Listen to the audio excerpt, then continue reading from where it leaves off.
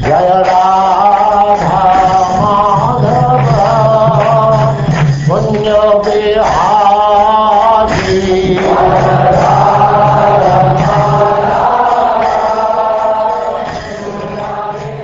And now we begin the 7th canto, chapter 1. The Supreme Lord is equal to everyone.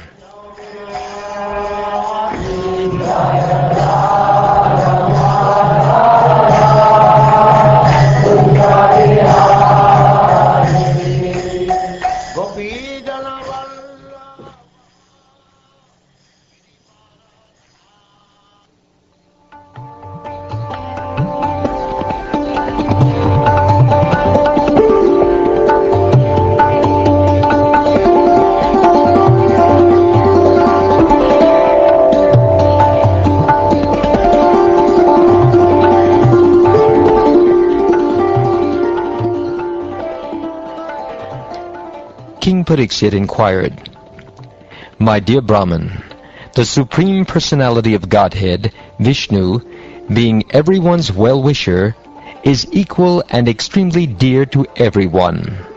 How then did he become partial, like a common man, for the sake of Indra, and thus kill Indra's enemies? How can a person equal to everyone be partial to some and inimical toward others?"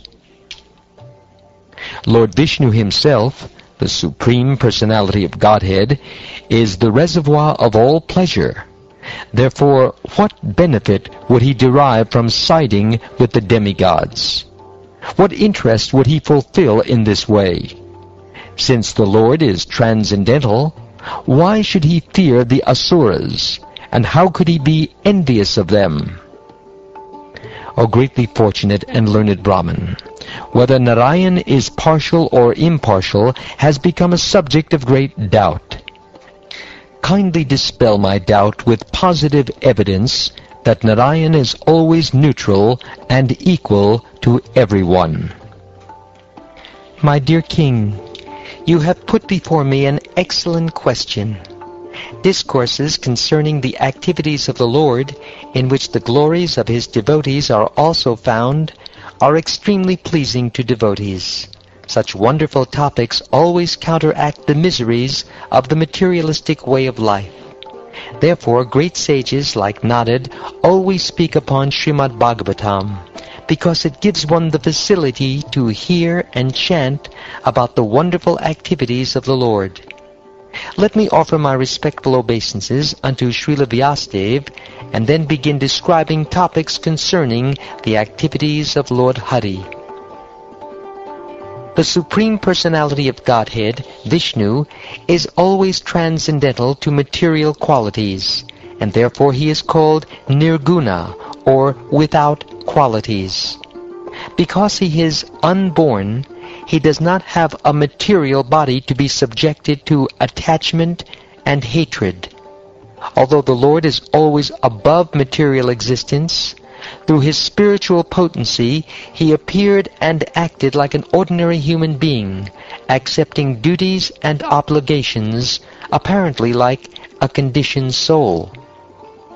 My dear King Pariksit, the material qualities, Sattvaguna, Rajoguna, and Tamoguna, all belong to the material world and do not even touch the Supreme Personality of Godhead. These three gunas cannot act by increasing or decreasing simultaneously.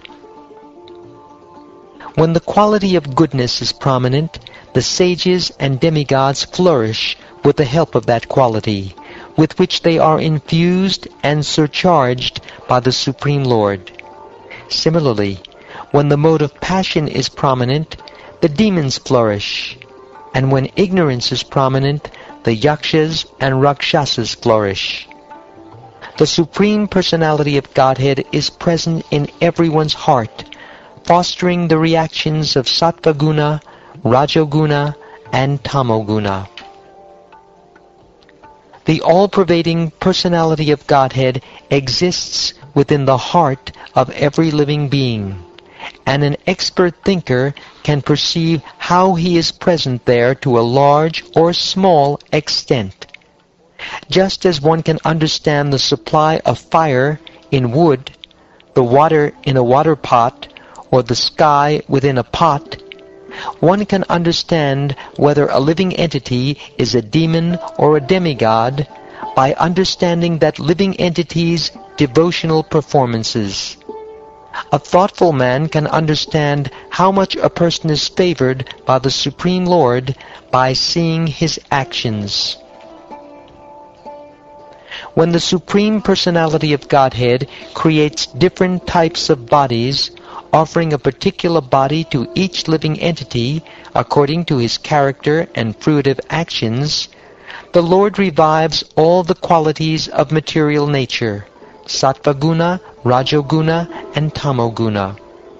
Then, as the Supersoul, he enters each body and influences the qualities of creation, maintenance, and annihilation, using Sattvaguna for maintenance, Rajoguna for creation, and Tamoguna for annihilation.